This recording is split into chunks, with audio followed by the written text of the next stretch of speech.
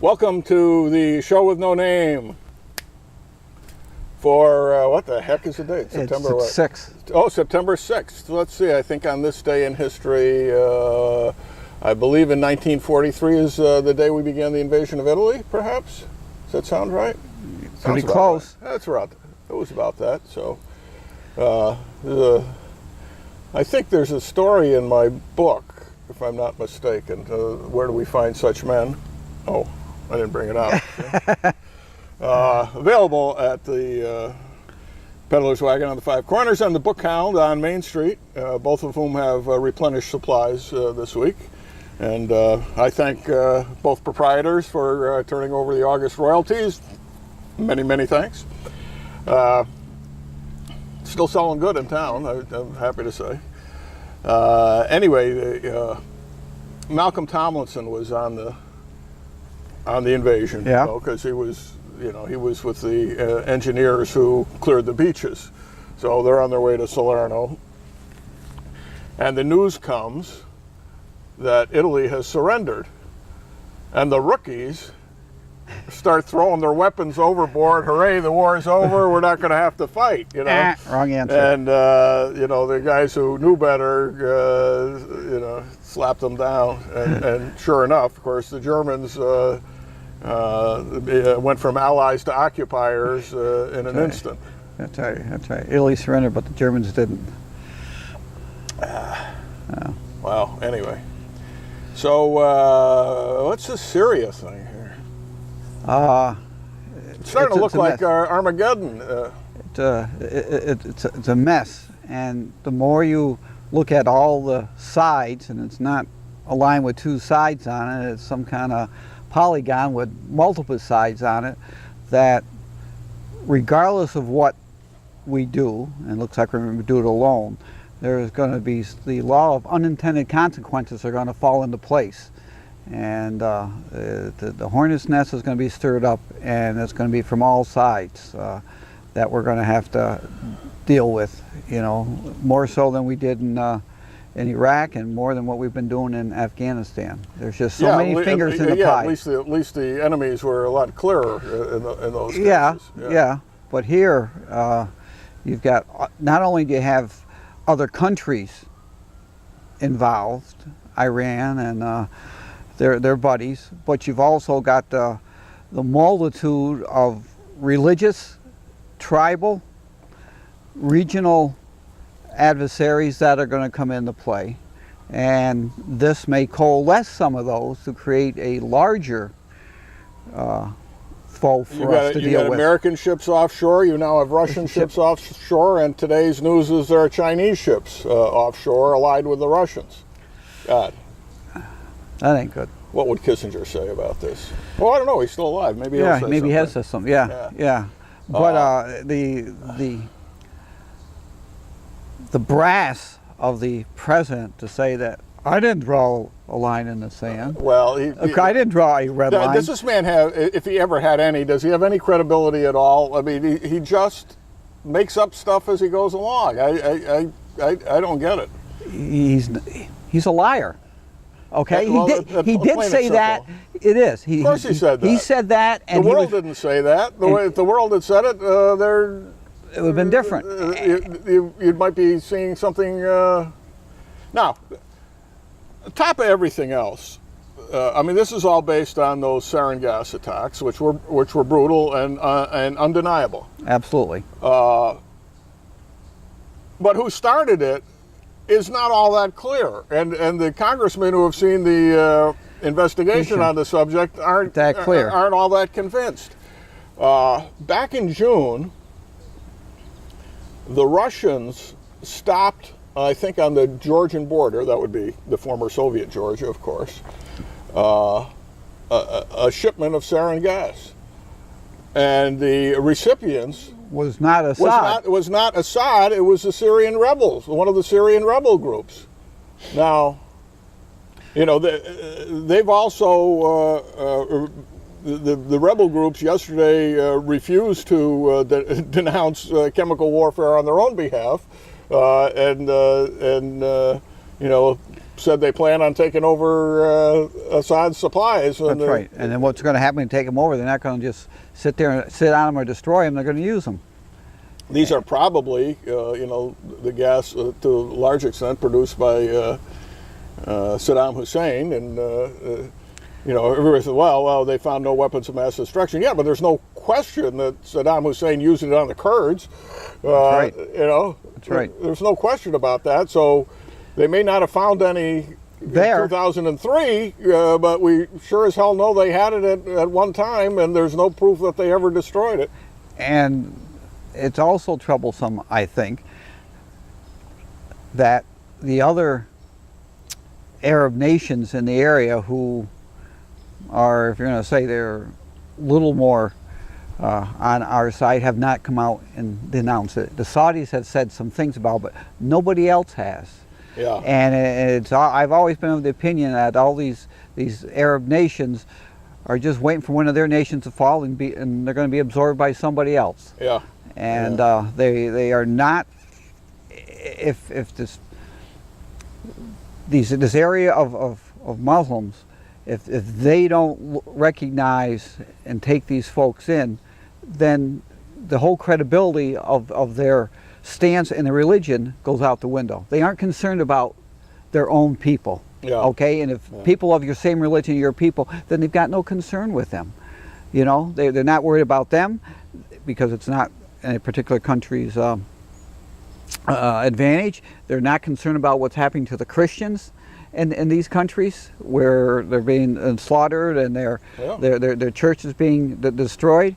They have. I mean, the rebels are taking this opportunity to kill as many Christians as they can. They've already been chased out of Iraq, and now Syria. They've been in Syria since about 5 years after the time of Christ. It's just an opportunity to kill people who have a different view of whatever than you do. Whatever, yeah. And that's what it is. We don't even know what the whatever is. No. All right. We have no allies in Syria that I can figure. Yeah, maybe a couple of university professors somewhere who never amount to anything. That's all they do is talk. But of all the fighting groups, we have no allies. Most of them are affiliated with Al-Qaeda, who, of course, attacked the World Trade Center. Have we forgotten that? Right. So they're not. I gotta tell you, people make fun of Sarah Palin, but I think, I think she speaks clearly, distinctly, and states the obvious. She says, "We have no friends there. Let Allah sort it out." 6 words. Let Allah sort it out. That's 5 words. Okay. Yeah. 5 words. A handful. A handful. Very succinct. Yeah. Yeah. They're both. Also, I say both because there's more than 2 sides. There's the government of Syria, and then there's multiple others. Each prepared to kill all their current allies if necessary. But yeah, well, all fighting in the name of Allah, all fighting a holy war. Right. Holy cow. Holy cow, indeed. It's just it's a real mess, and it's been like that for 1,000 years, but it's also been like that in the 20th century when these somewhat artificial lines were created that created some of these nation states. Well, yeah, because most of them were former Turkey, Greater Turkey. Turks. I mean, they weren't Turks, but part of the British Empire. They were part of the Ottoman Empire, and then they'd be, after the First World War, there were mandates from Britain and France. So. Yep. And you've got within the boundaries of a single nation a multitude of religious factions. Lebanon, until fairly recently, was run by Christians. That was the only way they could keep the balance of power between the Shiites and the Sunnis, was to put the Christians, give the Christians the presidency. And when you use the word power, that's exactly what it is. It's not a balance of political philosophies. It's a balance of military power. Yeah. The power behind the gun. What is our interest? What is the American interest in Syria? I can't figure it out. Yeah, we think as as human beings, as members of the great human race, we're shocked when people kill each other, whether by gas or firing means. squad. Like that nut in Korea who killed his former girlfriend and all her family. But all of her musician friends. And nothing has epitomized the ineptitude of the United Nations more than this has. Oh, This is an absolutely, positively worthless organization. Yep. They stand for nothing. They do not stand for betterment of anything except perhaps themselves. But as a body to solve world issues, it absolutely has not taken on the role that it should. Where is the outcry from these nations about what is going on? They don't care, and they have no vested interest in the area either. Therefore, we're going to let it go. And it's not a whole lot different than what has taken place in some of the African nations. Yeah. In Somalia, in Ethiopia, there's nothing there that, or Rwanda, there's nothing there that the world players need.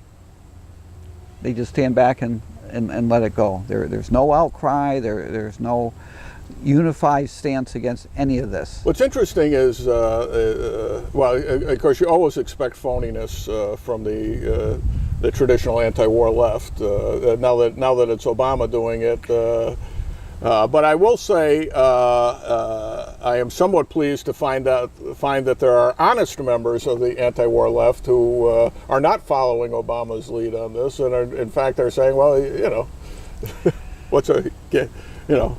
Or what is it good for? Yeah, absolutely nothing. But there's, and again, this is one of these situations where it's not a clear-cut, easy decision to decide and to change, because it's just so volatile in so many ways. You have to set your goal. What is your, you know, they had the chairman of the Joint Chiefs of Staff before Congress. Well, you know, what is your mission? I don't know. He said, I don't know what our mission is. Nobody's told me. And, you know, and how are they, not only what is the mission, but what are we going to do to accomplish this mission? Yeah. We don't know what it is. And well, what are we going after? That part's easier for them to do. They, you know, they give them a list of things they want them to blow up. That's just technical stuff. But what is the goal? When do we know when we're done? And what have we accomplished when we've done it? After we've killed X number of people, what do we do next? All right, so we go in, we eliminate all the depots that have the gas. Then we step back and let them continue to fight. Okay, now it's a fair fight because you don't have the gas. Is that the goal? Oh, I don't know. Now that we told them weeks in advance that that's our goal, that then by now they've moved this stuff across the border to wherever. Perhaps, or just buried it deeper. Turkestan, yeah. You know, it's going to be, for 60 days, we're going to bomb the hell out of you. Then we're going to step back, and you guys can go at it again on a equal playing field. You know, there was one of the news shows yesterday showed a map of Syria. You couldn't see the country for all the spots on there. They thought they had this. Yeah. They were storing this stuff. It's like, how are you going to accomplish this? You know, if we couldn't eliminate the submarine bases of the Germans in World War II because of their construction, no way, with the conventional weapons we're going to use, are we going to get to where they've got some of this gas, if this is where they're still keeping the gas. I mean, these things are fortified bunkers. They're not sitting around in 50-gallon barrels outside somebody's house. Right. Okay. Right. On the floor of the desert. Yeah. That's not what it's going to be. You know. I have no idea what our nation's foreign policy is. Meanwhile, Vladimir Putin is filling the vacuum. Yes, he is. He's calling his shots. Why should, you know, we've had these carefully balanced alliances with Saudi Arabia and the United Arab Emirates and some of the Gulf states, some of the other Gulf states, and Kuwait, of course. But why should any of them trust the United States right now? And if the Russians come in and say, hey, we'll be the power brokers, we'll protect you. Sure, why not? And you know what? What do we really care if they do anymore? Do we care if the Russians have access to a warm water port for their fleet, for God's sakes? No. No. No. It's just, it's a bad situation, and we're investing ourselves in the wrong way in that situation. Meanwhile, the Iranians, who are pushing for their nuclear bomb, are once again taking advantage of this by saying, well, if the United States fires anything at Syria, we're going to blow up Israel. Who was doing nothing. Israel just, and then, then everybody's going to say, well, we got to side with the people who are fighting Israel because, there's so many factions. Yeah, I mean, you can. But can you imagine if something goes screwy, and let's say a red Chinese ship gets hit, and a Russian ship gets hit, or an American ship and all of a sudden the Russians, the Chinese, and the Americans start slugging at each other over freaking Syria? I don't think that's a good idea. That would not be the situation we'd want to place ourselves. I mean, I never, historians have a hard time figuring out World War I, but I got to tell you, this is a lot more screwy than the World War I situation was. Well, we're going in blind. We don't have a plan. We don't have a plan at the end of it. We don't have a plan what we're going to do at the end, and there's just so many unintended consequences that can come out of this, and I think most of those unintended consequences are not very good. And what good comes out of it? When you get right down to it, what good will come out of it?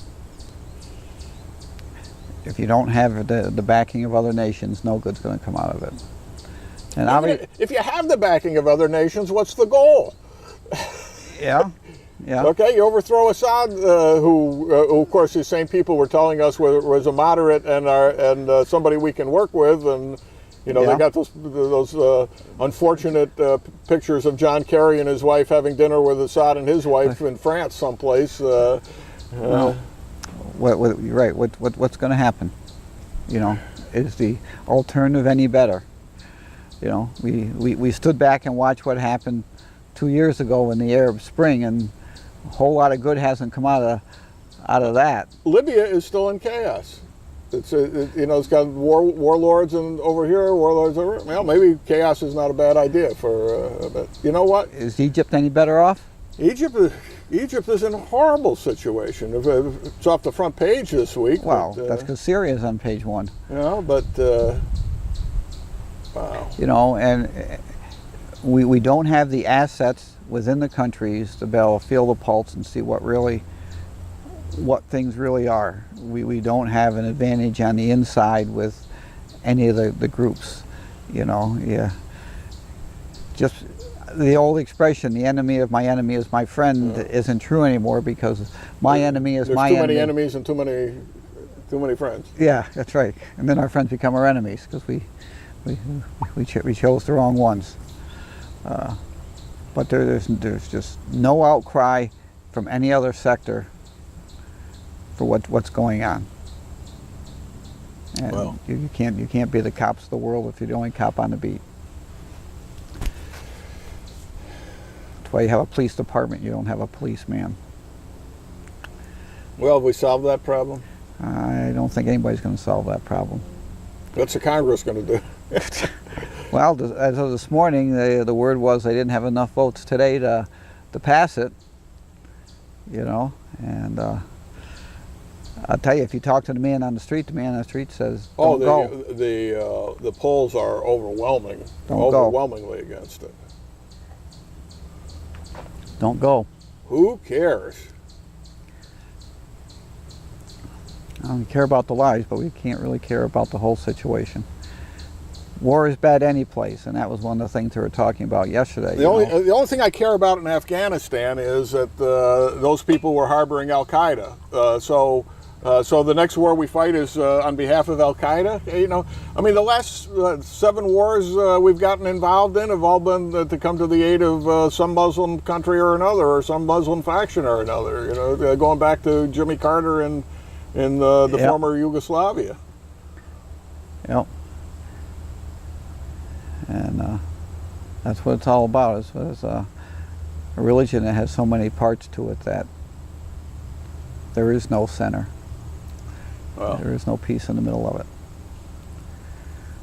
So hopefully it'll... only the dead have seen the end of war.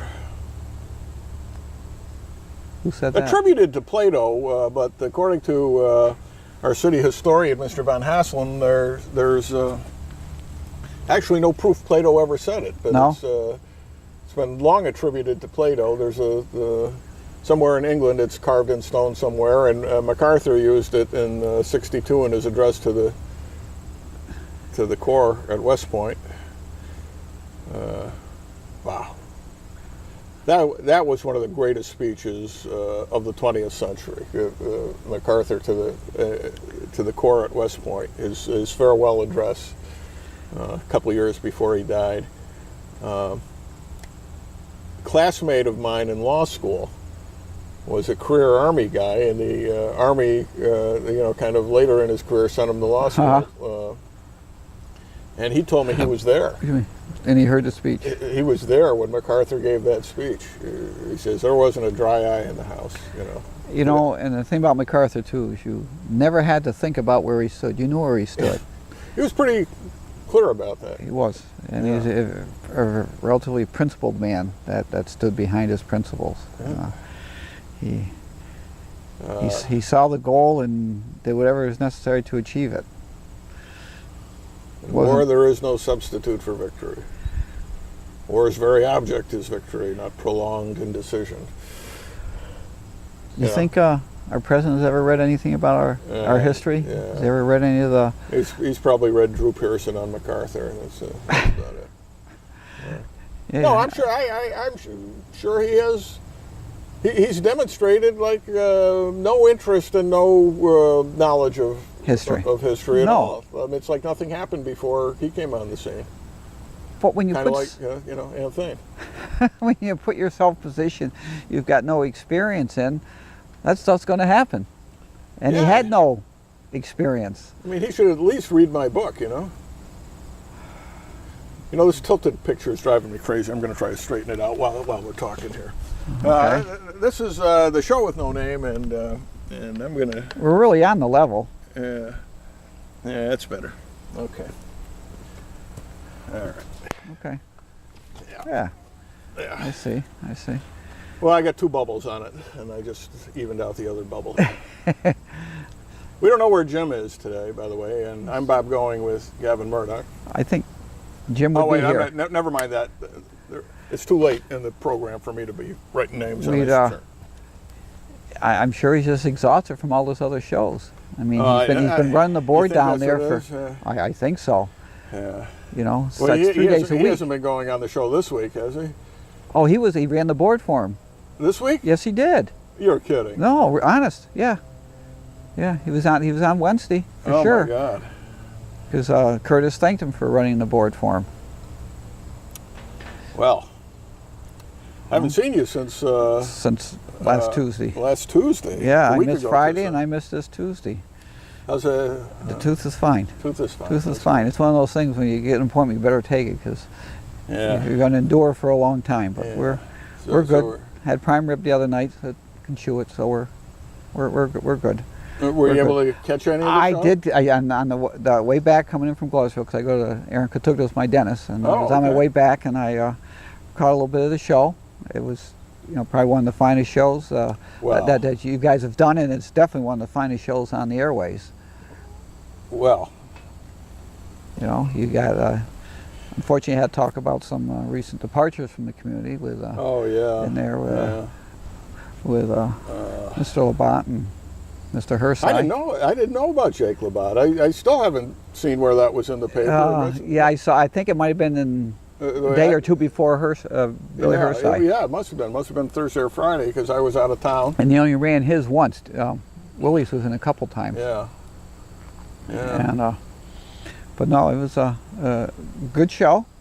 Had some important things, particularly about the community, the city. Yet we were attacked. We were attacked on Facebook as being venomously negative. Yeah.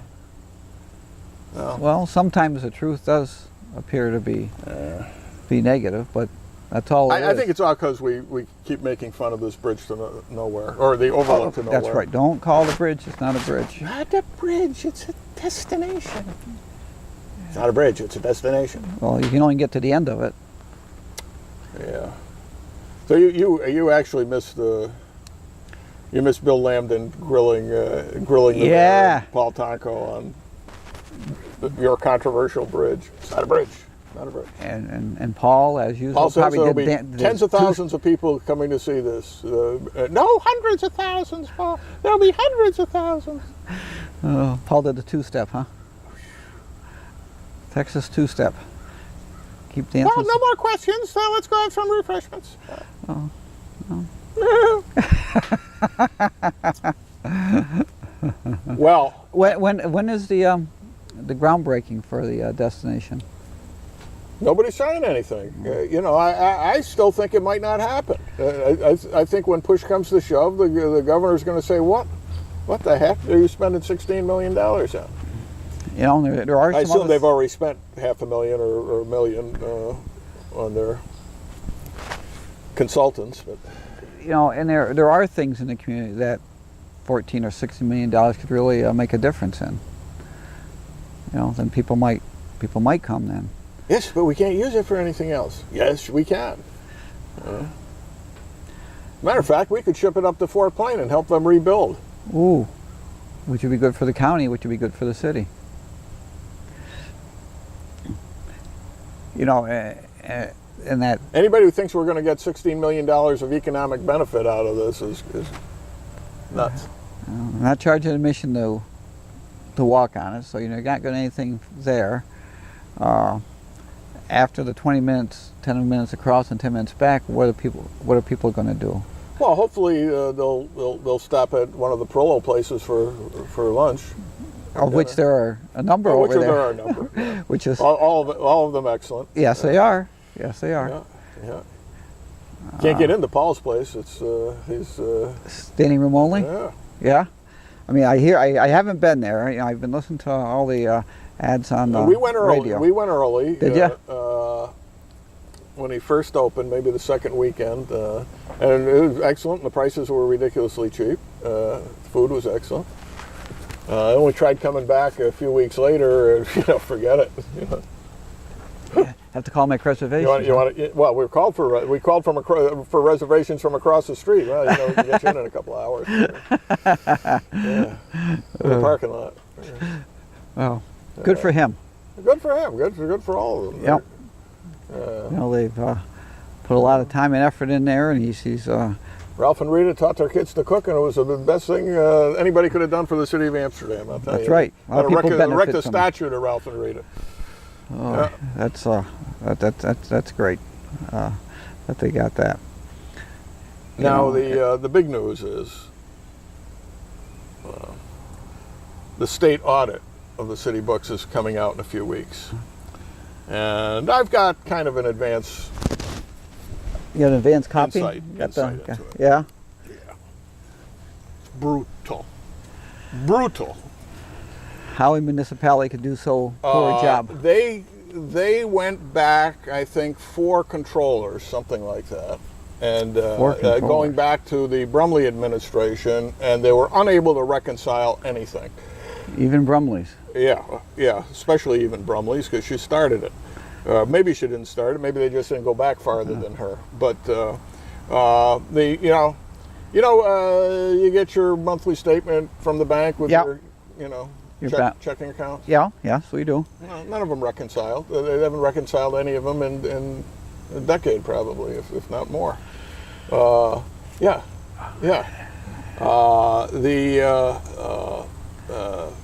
When you issue a bond anticipation note. Yes. The whole purpose of a bond anticipation note is it's a short-term note that will later be converted into a long-term bond. Okay, so we had a lot of bond anticipation notes for small amounts. They want to buy $10,000 worth of computers. They issue a bond anticipation note. Blah blah blah. Somewhere along the line, they roll it over into a bond. Whatever. I mean, you can argue whether they should be doing things that way or not, but that's not the point I'm about to make. They're unable to figure out what these bond anticipation notes are for. Many of them are never rolled over into a big bond. They're just the BAN, the ban, bond anticipation note, just goes on and on and on. And you know, sometimes they pay them off, sometimes what. But in the olden days, if you go back to the old Common Council books, you will see that every year, and maybe even more than once a year, they will list the city's liabilities, and there will be, bond taken out on April 15th, 1913, and it will list every single item that bond was borrowed for. Okay, sometimes it takes up pages of stuff. All the stuff they bought with it. But that's the way it's supposed to be. There's none of that. They don't have a record of what it was. Because how it was used. You can blame the state for that too, because they let them get away with it all those years, and the state stopped doing audits at some point because it was too expensive. So they saved money in the state controller's office by letting the municipalities go swing on their own. They're giving the city 1 year to straighten it out. And it sounds to me like it's an or else. Or else and what? The or else is the state's going to just come in and take it over. Take over the finances of the city, like they did in Troy a few years ago. Wow. That'd be embarrassing. So they don't, and I noticed for the first time, maybe ever, in the paper this week, that the city's admitting that they haven't filed their AUD for 2011, 2012, let alone 2012, 2013, or the soon to be. Yeah. And of course, that's the one that came in when Ron Wierzbicki was taking office, because half the year had already gone by. Right. Actually, no. Yeah, it's the previous one. And so he was never able to file one for essentially the one that was due when Heather was still controller. And so, he told us privately that he couldn't make any sense of it. He couldn't file an honest AUD because he couldn't figure out what the fund balance was.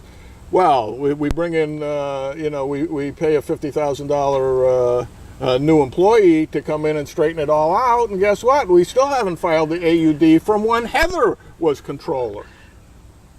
Let alone the one from when Ron was controller. It didn't balance then, and it's still not balancing now. Yeah. How could the lending institutions, if we're not paying our obligations, how are they still? Well, we're paying our obligations. That's it. With what? Probably, it appears that it's exactly as we've been saying all along, that they've been taking money they borrowed for one purpose and using it to balance the current accounts, to bail out the current accounts, which is totally wrong, improper, and apparently common policy in the City of Amsterdam. They're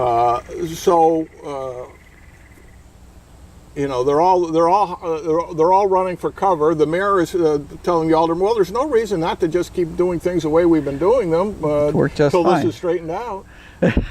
Just keep borrowing more. Well, we have a debt limit. We don't know where we are with this debt limit because we don't know what anything means. We don't know if we have a fund balance. We don't know if we got money to already in the accounts to pay these bills off. Just a freaking mess. So, and the city debt has doubled under the current administration. So you say it's going to be in a couple weeks, which really means it'll bring us up to October by the time we get it. I think it'll be, I was trying to do some quick math in my head when I was being given the dates, and the first thing they're going to do is in a few weeks is to give the alderman and the mayor a Sneak peek. written copy, sneak peek, and then give them time to respond if necessary, and then a few weeks after that they'll make it public. Okay, so that's, But it's brutal. It is absolutely brutal. It's everything we've said all along, because we actually have people on this show from time to time who do know what they're talking about. and so this is going to bring it right into the heart of the campaign season. Yeah. For I will guarantee you that the final report will not be issued until the day after the election. Okay, it won't affect any of the aldermanic races or the controller's race, you know. Yeah, that's. But it is really bad. Well, you know, But I don't want to sound like I'm being negative here. It's a beautiful day. It is a beautiful day. Absolutely. Beautiful. A little nippy this Do you morning, but the admire sun is beauty? out. I admire beauty. Yes, I do. Look at my Rosa Sharon bushes and the roses. You know, I got the pink roses and the red roses. Old roses, new roses. Oh, Roses from the north and east and west. But here's the rose song that I love the best. It's old Groucho Marx. Show me a rose and I'll show you a storm at sea. Show me a rose or leave me alone. we won't do that. We're not going to leave you alone. But that's too bad. It's going to. I think it's going to be out before then, which would be a wonderful thing, because then people would have to stand accountable for what is taking place. Well, already the aldermen are saying, well, they don't blame us because they say we made these decisions without having the proper information in front of us, and it's not our fault we didn't have the information. It's your fault you were making decisions without information, it seems to me. Yeah, they should have just closed things down until they got the information.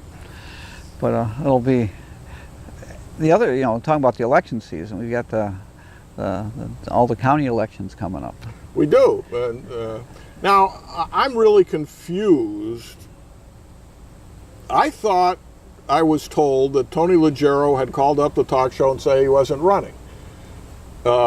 He decided not to run. What talk show did he talk? Well, I don't know. It wasn't ours. No. That's what I was told. I mean, I didn't hear it myself, but yeah, everybody's telling me, no, Tony pulled out. Well, then the big article in the paper is about Tony running, and still claiming that the federal law changed, which allows him to hold both offices, which is not true.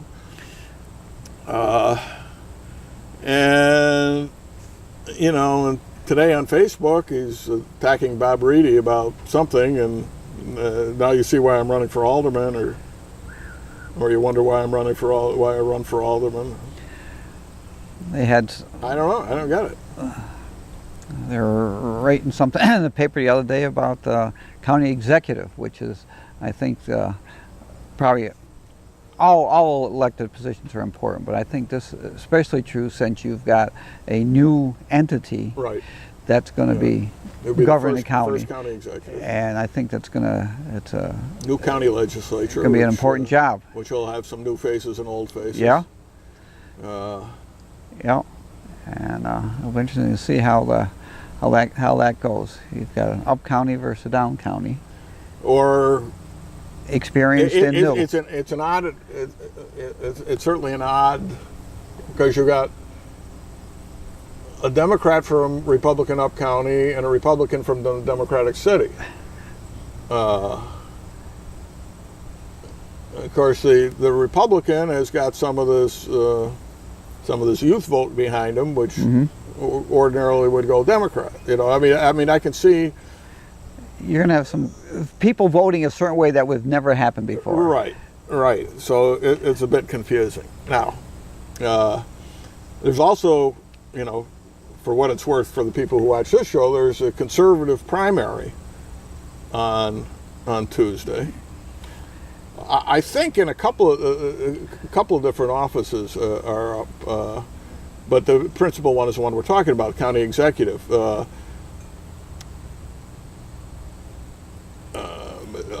Supervisor Stagliano was not interviewed by the Conservative Party for their endorsement. They just simply went with. They simply went with Mr. Ossenfort. So the Stagliano people filed an opportunity to ballot to force a conservative primary, and if you want to vote for Stagliano, you have to write his name in, which is a lot easier now with these paper ballots than it was in the old days when you had to write upside down and backwards over your head, and in the right slot. Yeah. Find the number slot. There's the forehead. Too many directions. Hey, you got a pen? You know. Oh. We only accept number 2 pencils. Sister. Yeah. Sister. So that's coming up. I believe your cousin Jeff Stark has done the same thing for the conservative line in the legislative district. He's running again against Barbara Wheeler. Mm-hmm. So anyway, I'm writing in Stagliano. You know, my feel. You know, I've got nothing against Matt Ossen for it. I just don't think this is an entry-level position. Not when it's a new position. It becomes more challenging because the first person in there, it's going to make it what it's going to be, and you have to have some experience to make something.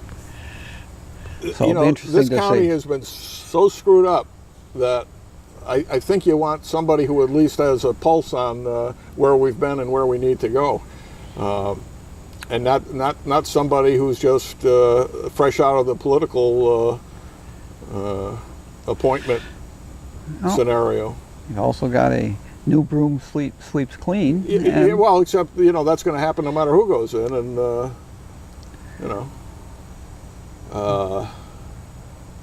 I think the first guy you have in that job has got to be Washington. I've said that before. You got to have somebody who can get in there, do the job, get things set up. If he serves one term, he serves one term. At least you get things going. If you have somebody, Lord knows. I mean, look at the example of putting Ann Thane in with no experience whatsoever. We went from at least having a semi-functioning government to having a non-functioning government, and it's gone on for 5-6 years now.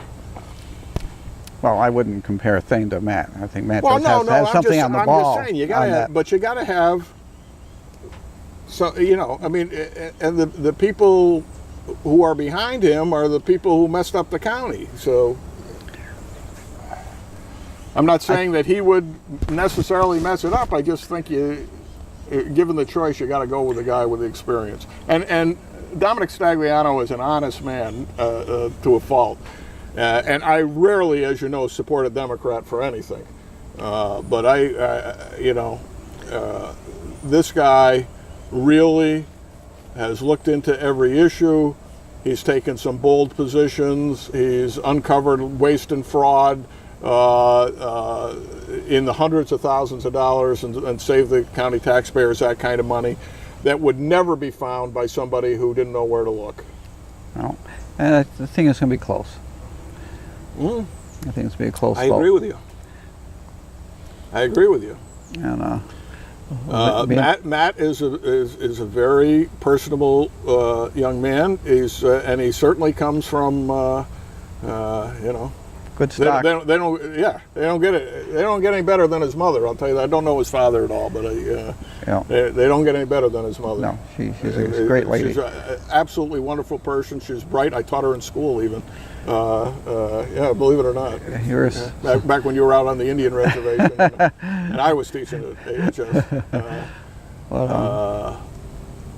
And I adore her, and I wish nothing but the best for her family. I just don't think he's ready for this job.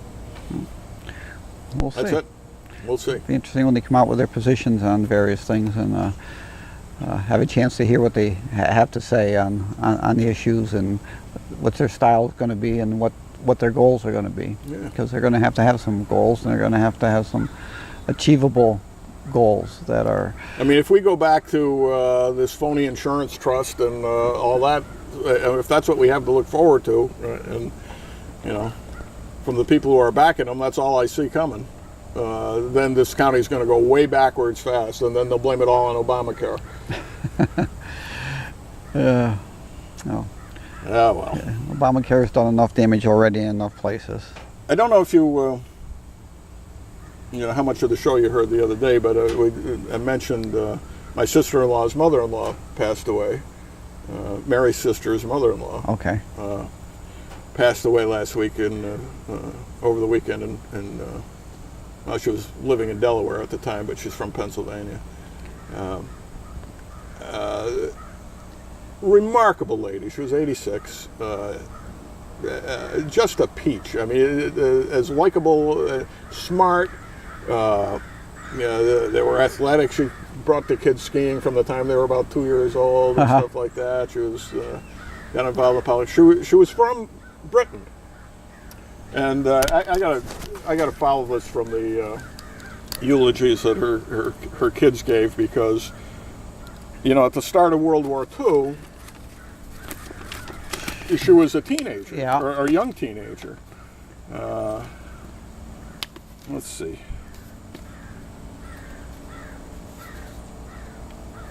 Yeah. This is from my brother-in-law David Cale's eulogy from his mother.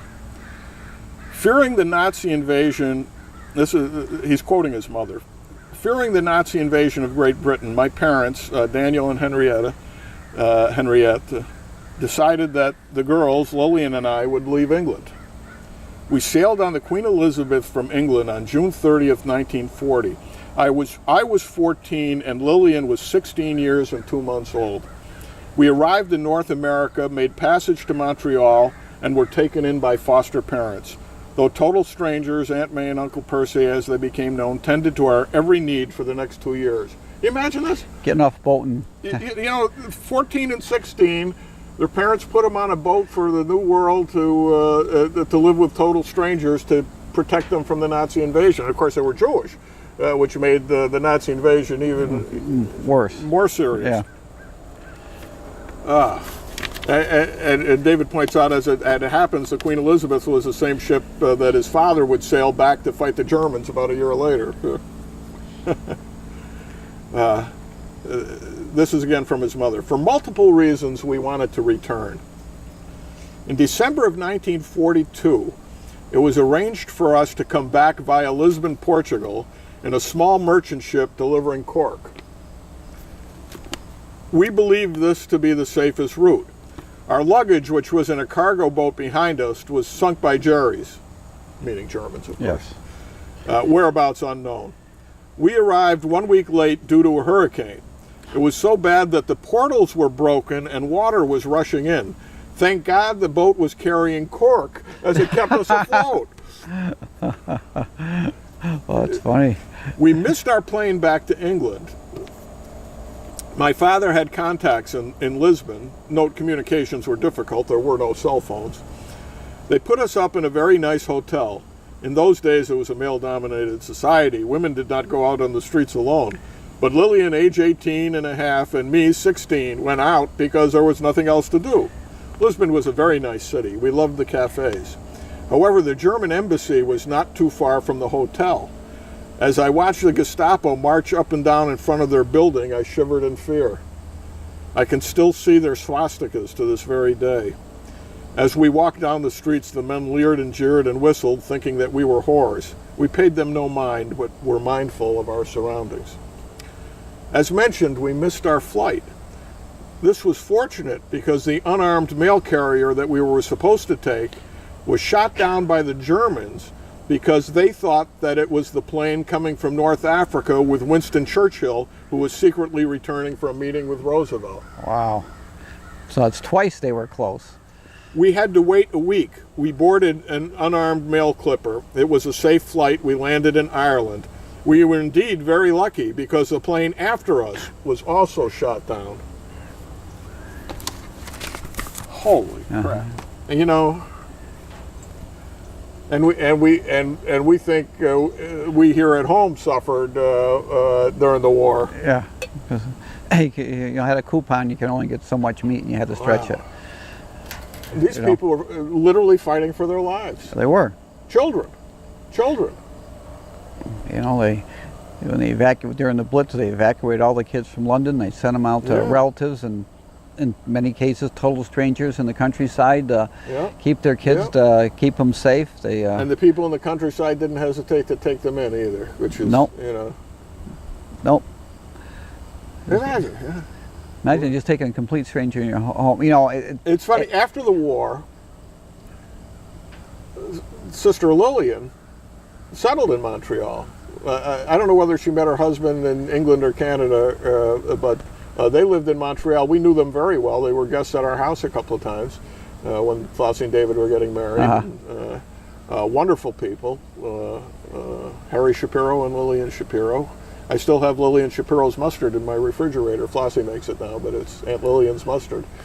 Fantastic, fantastic stuff, her personal recipe.